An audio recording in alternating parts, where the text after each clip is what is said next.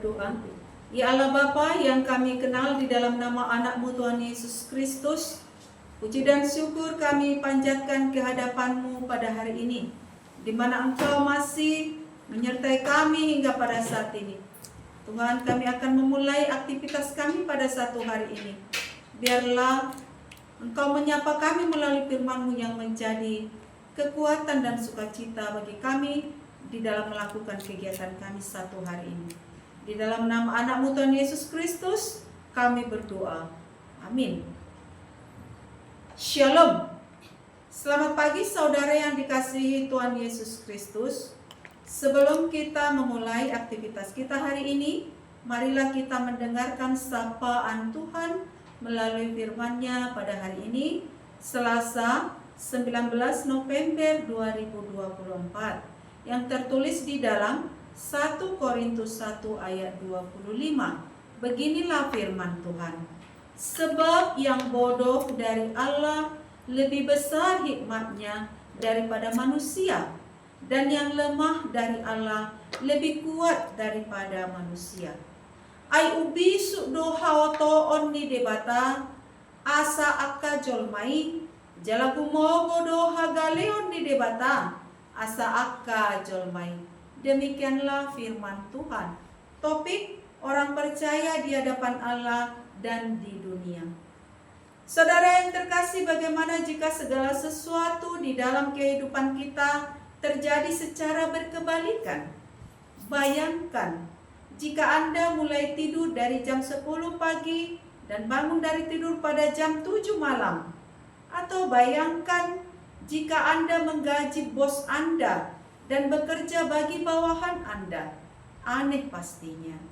Hidup akan menjadi begitu aneh ketika kita melakukan segala sesuatu berlawanan dengan kebiasaan yang kita lakukan, atau yang berlawanan dengan hal yang biasanya terjadi dalam kehidupan kita. Tetapi tahukah Anda bahwa Allah suka melakukan apa yang berkebalikan dengan hikmat manusia? Ya, kedatangan Yesus membuktikan hal itu. Apakah artinya? Sebab yang bodoh dari Allah lebih besar hikmatnya daripada manusia, dan yang lemah dari Allah lebih kuat daripada manusia. Allah memanggil budak-budak Mesir untuk menjadi umat kesayangannya. Ia mengubah seorang gembala atau Daud menjadi raja terbesar di Israel. Dan Allah mengubah seorang pembunuh orang percaya atau Paulus menjadi misionaris terbesar dalam sejarah.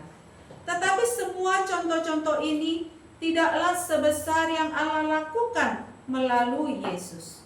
Ketika manusia membutuhkan penyelamat yang harus mengorbankan dirinya, Allah mengirim anaknya yang tunggal.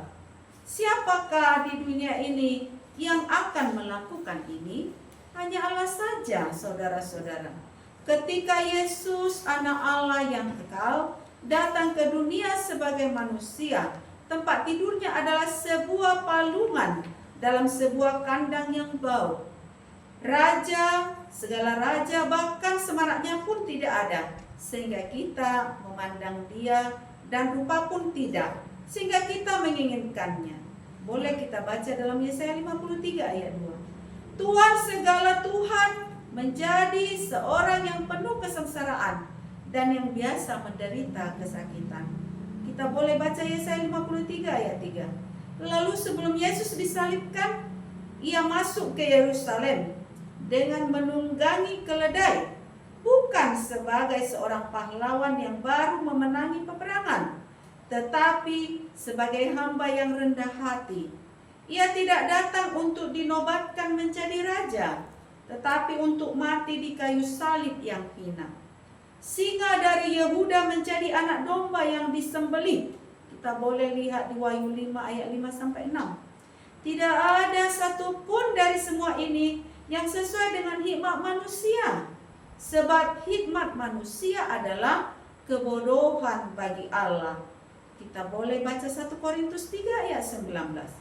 Allah memiliki cara berpikir yang berbeda dengan kita manusia, yang kita kenal dengan pengharapan dan keselamatan bagi manusia. Saudara-saudara yang terkasih, terpujilah Allah. Saudara yang terkasih, apakah yang harus kita lakukan? Kita boleh dituntun membaca 1 Korintus 1 ayat 18 sampai 31. Di sana dikatakan, dituliskan tentang hikmat Allah dan hikmat manusia, di mana kita bisa melihat bagaimana pengorbanan Yesus yang begitu besar berlawanan dengan hikmat manusia. Oleh karena itu, saudara yang terkasih dalam nama Tuhan kita Yesus Kristus, seperti kata Paulus, ia mengatakan, sebab yang bodoh dari Allah, yang tertulis dalam 1 Korintus 1 ayat 25. Ia tidak mengatakan ini secara literal. Allah kita memiliki hikmat yang sempurna. Ia tahu segala sesuatu dan tidak pernah salah. Tetapi ini menggambarkan bagaimana manusia yang penuh dosa memandang hikmat Allah. Seringkali pengorbanan Yesus di kayu salib dilihat sebagai suatu kebodohan, padahal itu adalah karya Allah yang menyelamatkan kita manusia. Demikianlah sapaan firman Tuhan untuk kita hari ini. Tuhan menyertai aktivitas kita hari ini. Tuhan